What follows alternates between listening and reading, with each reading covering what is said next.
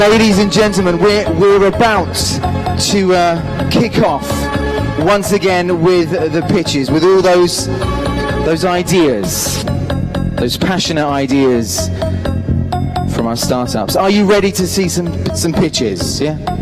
Yeah, yes you are. Okay. Remember, what are they pitching for?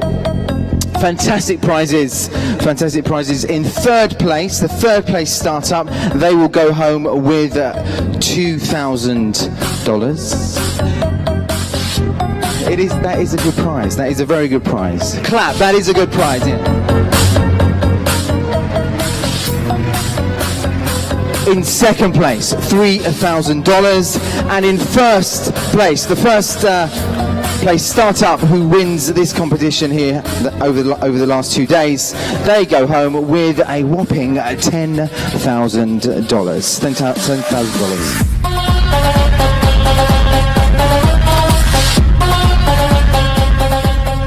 Okay, right, next stage, you know the drill. I'll just now invite our judges, our jury, the people that will be listening hard and then giving their feedback, what they think, the years of experience. They've seen many pitches, as you have as well, and they'll be able to throw out their opinions, their voice as to what they see. And you can naturally do the same. Remember, Twitter, social media, let them know what you think. And naturally at home, live streaming, let us know what you think of the pitches here on stage. So, our 4 judges for this third session is Stan Schroeder from Mashable,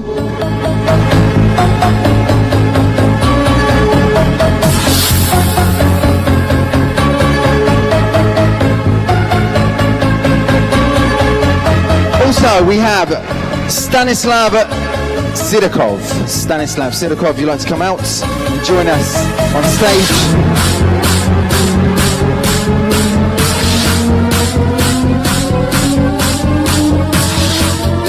We also have a gentleman named Aaron White. Aaron White, if you'd like to join us on stage.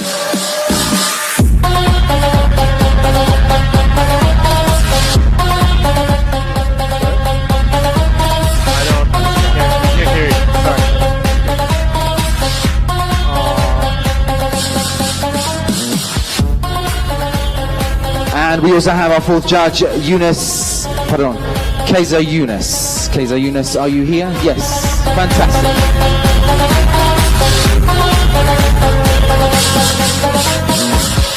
So you guys have 1, 2, 3, 4 mics, fantastic. Okay. You know the drill. How does it work? 3 minutes, up to 3 minutes to pitch your idea. Okay, 3 minutes. They've got 3 minutes to do that. And again, they don't have to use that time allocated. They can do it certainly before that if they wish, if they manage to do so. Also, after that, it will be up to 3 minutes for questions and answers, going a little bit more deeper into the concept, into the idea, and hear more about what makes every startup tick. Okay, are you ready for the first startup? Yes, you are. Here we go. Number 1. Put your hands together for startup number 1, known as Liana. Hands together for Liana.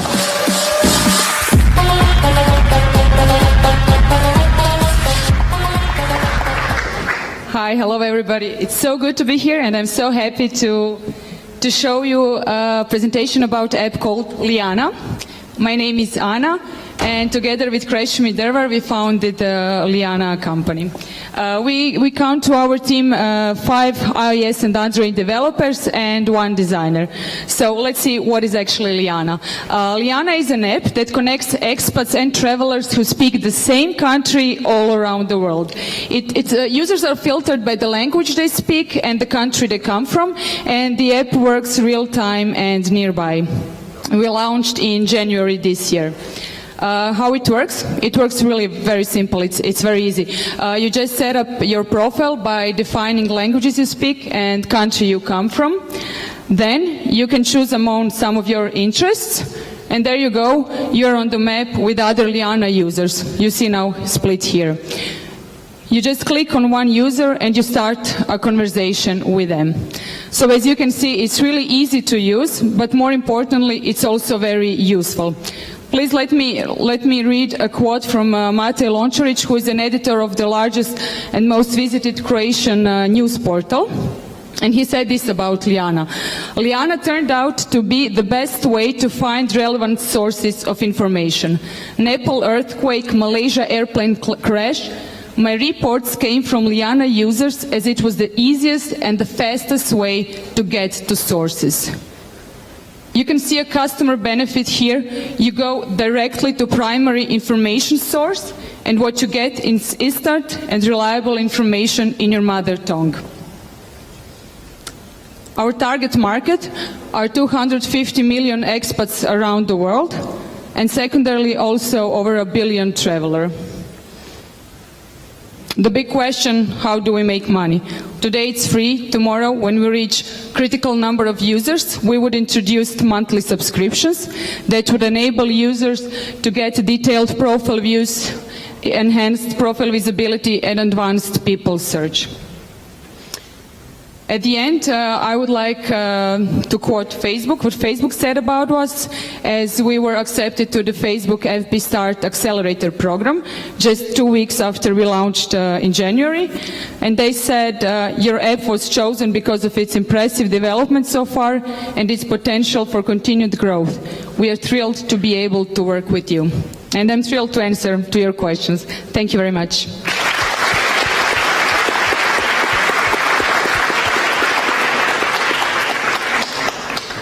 A beautiful app.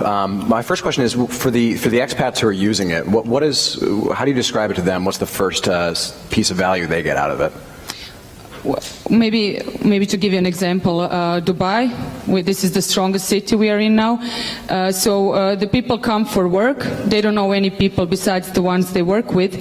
So they search, for people near them who share their language or maybe culture, interests, and connect with them. Got it. Because they come, they need maybe some legal advice, they are searching for an apartment or just friends. Okay, so my question is, how do you plan to reach expats? How are you going to let them know that there's a product for them? Well, the one is for sure online campaigns, mostly Facebook advertising, and the other, which is also very important, is offline. We are really contacting a lot with diplomacy and tourist associations and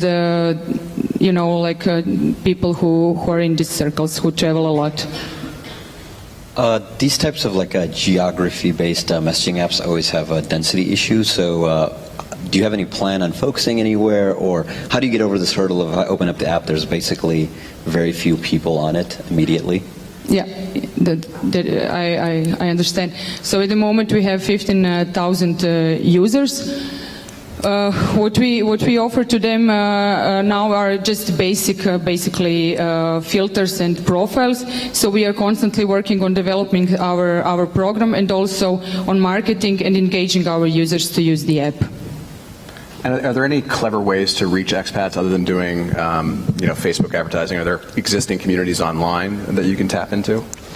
There are online, on the internet there is, for example, Internations or similar organizations or blogs that have a large community of expats, and we are also contacting those too. The 15,000 people you have, is there one place where most of them are at? Dubai. Okay. Dubai is the first one. How many of the 15,000 are in Dubai?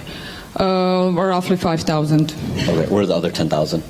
All around the world. We are in 160 or 70 countries. There are 40 languages spoken on Liana, so it's really spread all around the world. Why do you need that broad? Can you just concentrate on a city and make a couple of languages that could build the community in the city?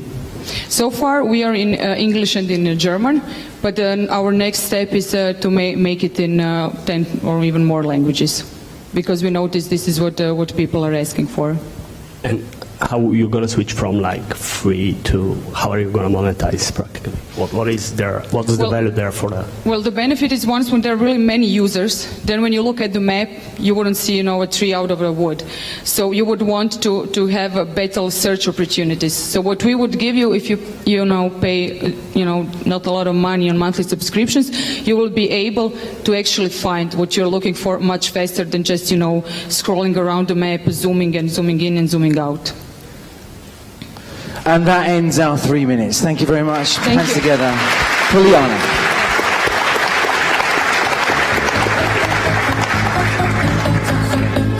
Okay, cracking on to pitch number 2. Pitch number 2 goes by the name, very simply, Moji. Moji, put your hands together for Moji.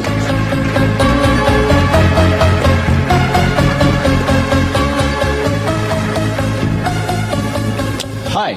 Hello, everyone. This is so exciting. Let me present you Moji.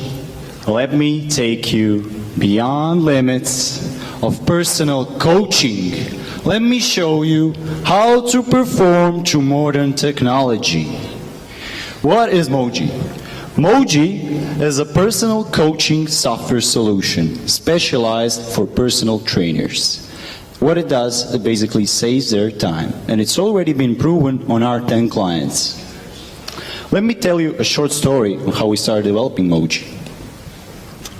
We have Rob McIntyre, who is a famous American personal trainer. He's training Olympic athletes, professional powerlifters, and guess what? He trains John Cena. John Cena, ladies and gentlemen. Isn't that amazing? John Cena uses it on a daily basis. That motivates us. That drives us. What problems did Rob have? Well, the basic ones was basically time management, client management, workout management. He was losing data, time. It was a huge mess managing those spreadsheets, emails, communication. There was no real-time feedback. With all that input in mind, guess what? We made the perfect solution, Moji. Here it is. It's live. It's in production. It's a mobile app communicating to a web app, and it has live messaging, live notifications in both ways, and it saves time for both client and trainers. The target market is the personal trainer. It's a multi-billion-dollar sports industry. It has over 200K of potential personal trainers. And how do we tend to price that model? Simple. Per month, per trainer, starting at $50 only. Competition? Well, there is some, of course. But nothing to fear about. Why is that? Because Moji is better. It's better. It is really better. It's more intuitive. It's more focused on the training aspect. It's more focused on the personal trainer. Where we are now, we're seeking for funds to invest in our marketing and sales activities, and of course, continue further development. Ladies and gentlemen, I'm so proud to be the member of the Moji team. We've been developing it and dreaming for it every single day for the whole last year to bring you the ultimate personal coaching tool, which is changing the way workouts are being done. And guess what? That's not all. In my hand, I'm holding 3 referral cards, which I'm going to throw now at the audience. And what you're going to do is contact personal trainers. That's actually 3 minutes up. But And you'll get a free t-shirt for it. you're going to do it anyway.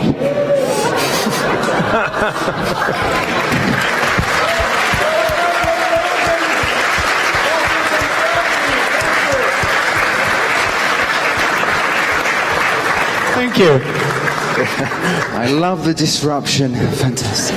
If I have half the energy that you have for my talk next, I'm going to be so excited. So I actually occasionally use a personal trainer, and he texts me, and he's very disorganized. He's great at what he does, but everything around what he does is very disorganized.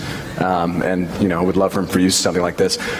Charging the trainer, have you validated with a number of trainers that they're willing to pay? It seems, the two things that occur to me is a gym might want to use a tool like Moji to help keep their clients sort of better engaged, or if you brought personal trainers new work, of course they would love you, right? You'd bring them clients, you could take a piece of it and do billing, but you're charging the trainer a SaaS subscription. Do you know that that works? Are they willing to pay that? My fear would be they'd be too cheap or not understand the value enough to pay Moji. Okay, thank you for your input. Actually, we were changing the price a lot of times, And first time it was too high.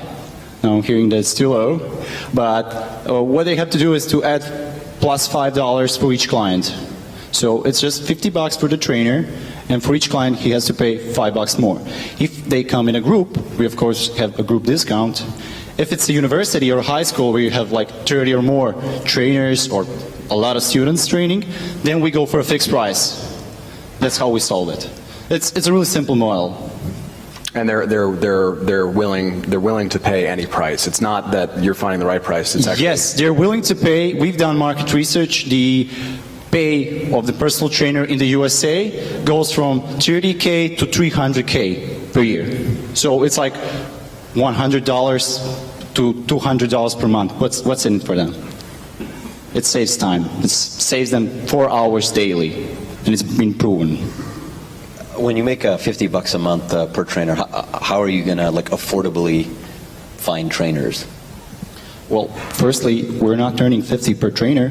It's 50 plus each of its clients. So basically, it's, let's say, 10 clients more, it's more than 100, for example. Okay. So you're asking how we actually going to sell it? Yeah, exactly. Okay, yeah. So this is a great question that we're trying also to answer. And that was on that slide that we're looking for investors to invest in this special marketing association that will help us and advise us how to do it actually. For the moment, we're at the zero budget for the marketing, and we're doing Facebook campaigns, Twitter communication, and for now, we've been mostly communicating face-to-face with personal trainers, and we've managed to get 7 trainers from America, 1 from Switzerland, and 1 or 2 from Croatia. And how are they using the solution? Because before going into spending some dollars for marketing, you have to be sure that they're engaged and they're like retained in your product. Have you measured some engagement with the current Danish trainers? Great, that's a great question. What we're tracking now is just checking the database stuff for when they log in, when they log out, and what's the stat. What actions are they doing actually? Yeah, More interesting. we're using Google Analytics to track what actions are they doing on the page as a trainer, and we're tracking also the mobile actions with the mobile workout clients. And what are those?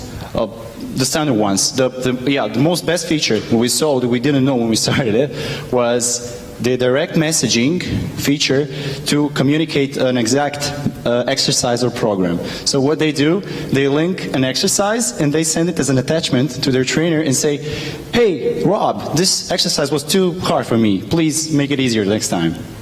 Can you then move into trainers increasing their revenue through communicating while they're exercising, or what is it? They save time. Not just like taking your money out, but also helping them increase the revenue? They basically save time. So a personal trainer's job is a full-time job. It's like 8 hours a day when they not work out, of course.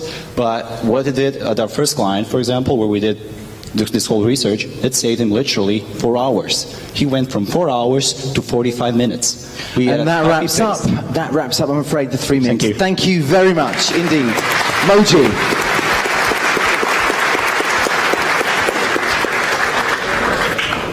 We move on. Okay, so pitch number 3. Pitch number 3 is Supra Control. Supra Control. Round of applause for Supra Control. Here we go.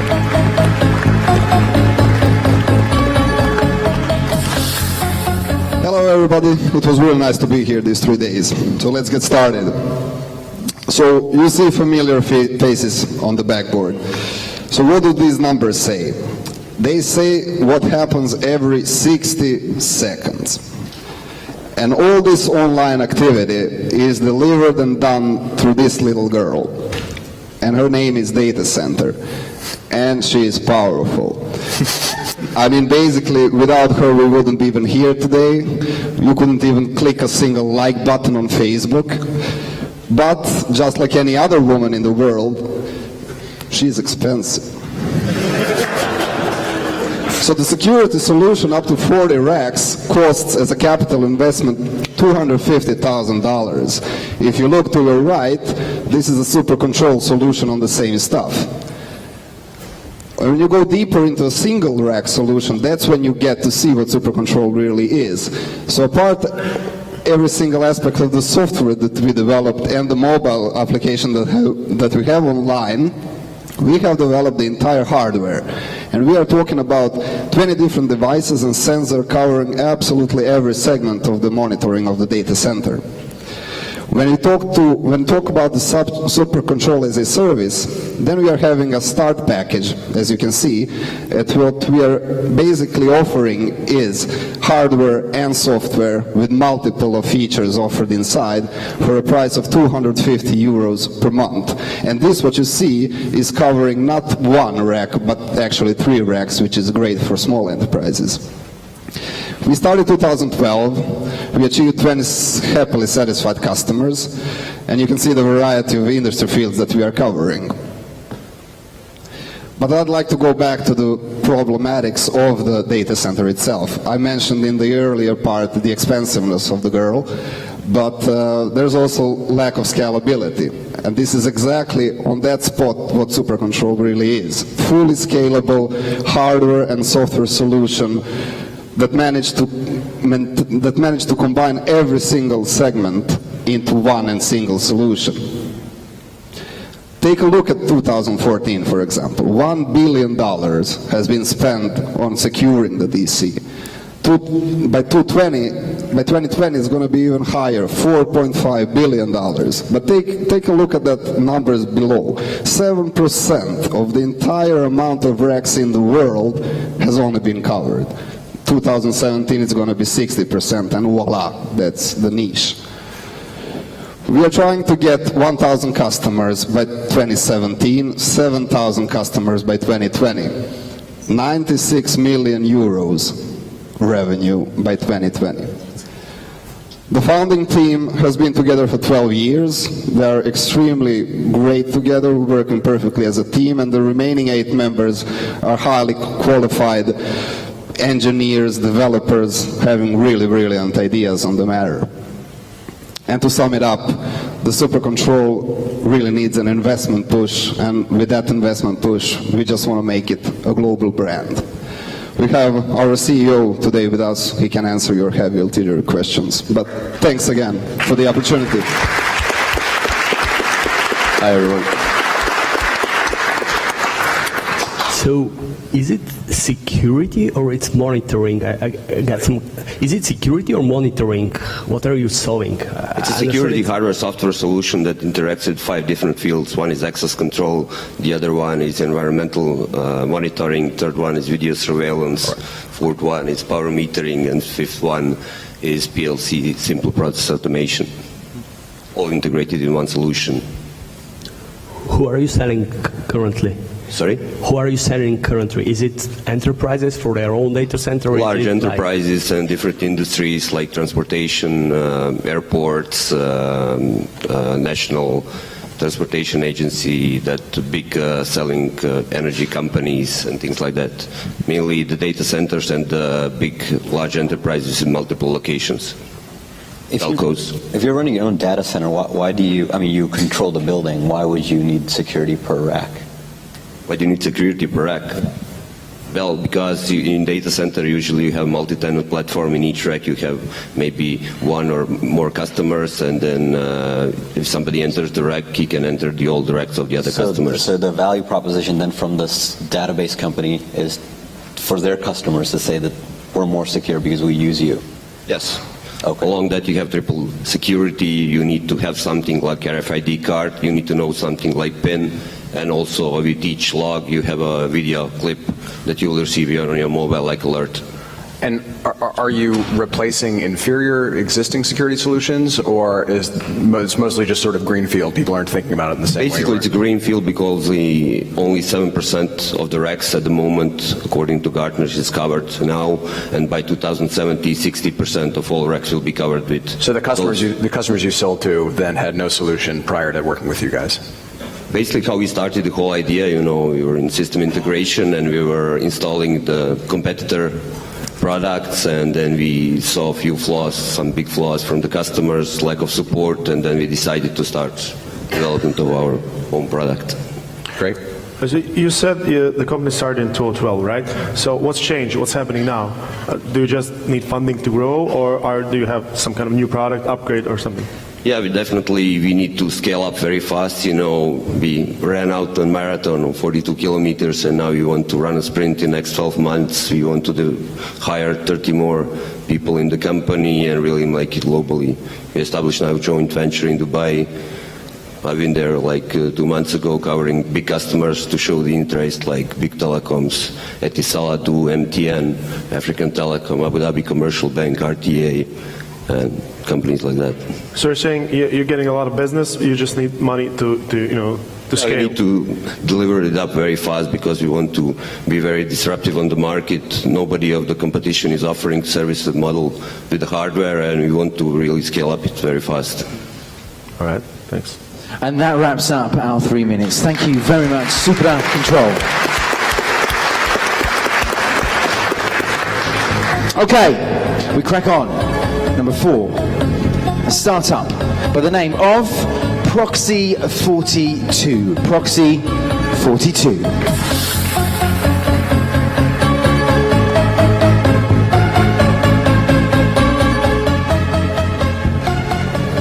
Hi everyone. I'm Francesco Ferrazzino. I'm a serial entrepreneur and the CEO and founder of Proxy 42. Together with my team, we create game as real as life. When I talk to people about augmented reality, they always start thinking to a user experience like the one in the movie of Iron Man, Minority Report, and the Avengers. But unfortunately, in the last year, the expectation has always been dashed, because what they get is this. Unfortunately, all the hardware games and apps in augmented reality are flickering, laggy, and embarrassing to wear. That's why with my team, we created Father.io.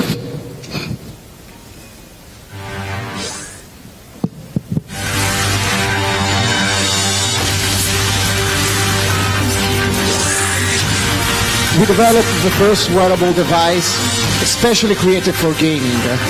And the first game of this platform, Father.io, a massive multiplayer first-person shooter played in real life in your city with your friends. Just click the trigger to your smartphone and you will be allowed to hit your enemy and friends up to 50 meters from all the directions. So, what's happened after we launch? In less than 6 months, 250,000 of gamers worldwide joined the beta waitlist of our game, with $0 spent in advertising and up to 50% of conversion rate. And the next step is, thank you. Thanks. And the next step is crowdfunding in September on Kickstarter or Indiegogo with a campaign of $50,000. It's as goal. We hope we do it.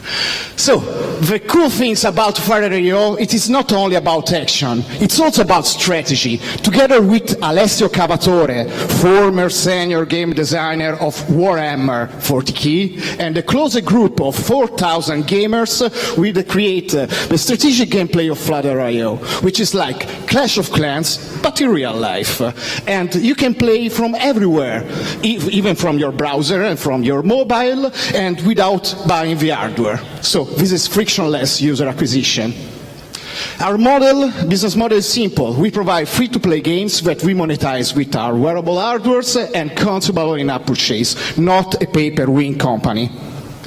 The market is huge, 1 billion of gamers worldwide for a total addressable market of 86 billion per year. And to execute such bold vision, I really needed a strong team ranging from hardware expert to user experience, game design, full stack developers. And I'm really proud of my guys. So I want to thank you very much for the opportunity of being here in Split.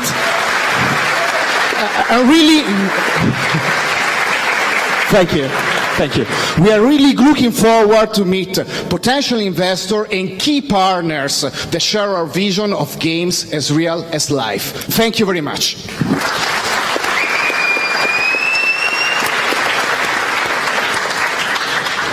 But this is actually fun because I'm on your wait list, so I'm ready for Father. Fantastic video. Thank you. I wouldn't say it was zero marketing costs because I'm sure some really high quality production went into that, but signing up 250,000 interested players is no small feat.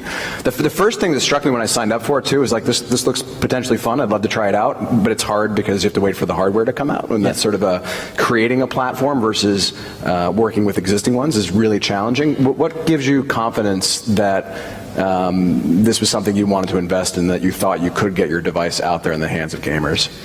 Well, we build our business model out of social pressure. We don't press in sales to you because I don't know if I have a slide. Can I have a slide, please? Yoo-hoo. No. Okay. In the slide about strategy, we divide. You play Google Ingress. Have you heard of Google Ingress? No, I haven't. Okay. There are two factions. The world is divided in zone, and you have to conquer zone and defend your zone. You will have mission without conquering. You can do everything in the game, but you cannot defend your zone or attack enemy's zone without having the hardware. So you or your friends should have the hardware. Got it. So sorry, So it seems to me, it's very interesting to have this hardware notion, and it'd be interesting to see. Clearly, it excites people. But if you could really start building that game that doesn't need the hardware piece, see if that grows big, really get your game design building skills really honed and have a player base, then you've earned the right to market a far more difficult hardware product to your sort of most engaged gamers, which I would still think would be difficult. But that would sort of be the ordering. If I were in your shoes, I would consider. But that is exactly our strategy. First, we do the strategic gameplay. We are coding already it. And then we go Kickstarter. It will take 6 months before having the hardware ready. So meanwhile, we'll test the strategic gameplay. Why do you think Ingress failed? What? Why do you think Google Ingress failed? Because can I tell you, it's made by Stanford genius with 150,000 of intellective quotient. And too smart? Too smart for too bad. I try it and I feel stupid that I don't even understand the rules of a game after 3 days. So maybe I'm... So I used to work on Google Maps, and they were like next to us, and I think at least my understanding is like people just don't want to behave the way that you have in the video. So what makes you think that like that behavior is going to change in the future? Like people will actually run around with their phone? Well, this depends a lot on the culture of the people. For example, we have seen that there are countries where we can penetrate very easily with a virality level of absolutely crazy, amazing. And there are countries, for example, Russia, I don't know why, because usually they love this kind of stuff, where it's very hard to entering. It's all about culture. In the video I showcase also a QR code, and I discovered that in Singapore you can put the QR code on the city because you get in jail. So it's all about culture. We will try to expand in the country which mostly accept, and pivot our system to a more based on casual play game. Okay, and that wraps up those 3 minutes. Thank you very much. Thank you, 42.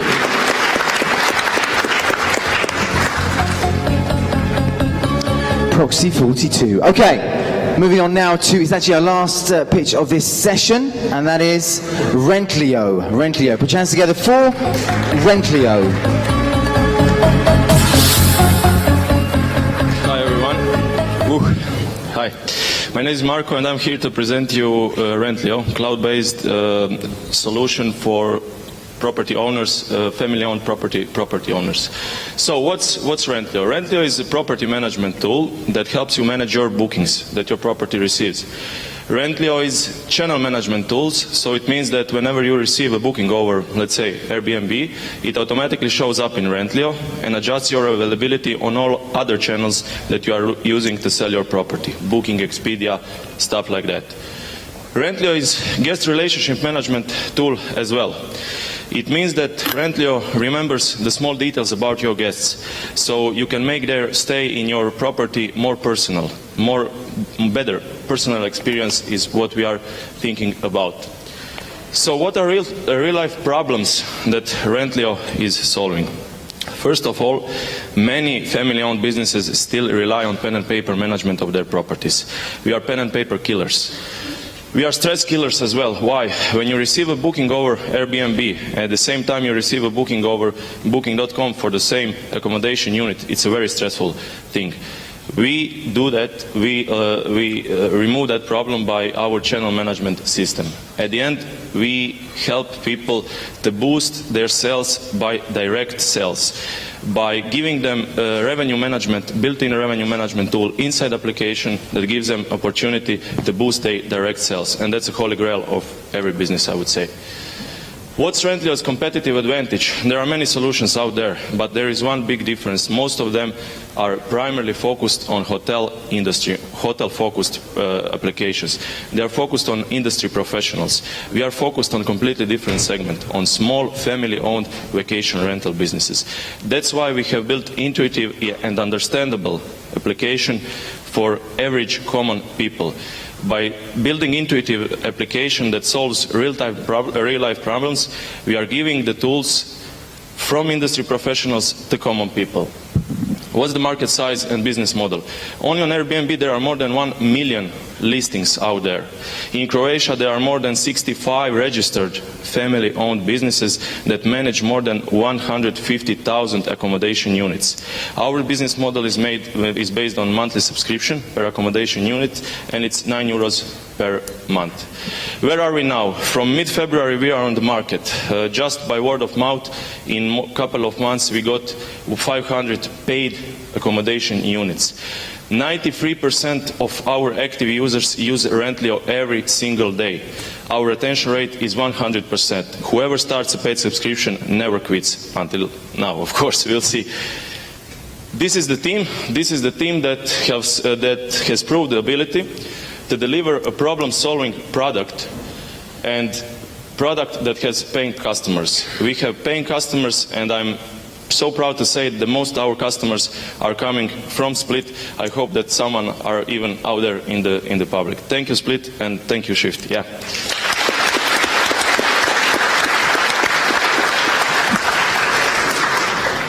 So our fund is the one who seed funded Airbnb. So we get tons of property management type software, and the issue that we've consistently seen over the years is they can always dominate a market, but have a hard time going beyond Split or Milan or wherever.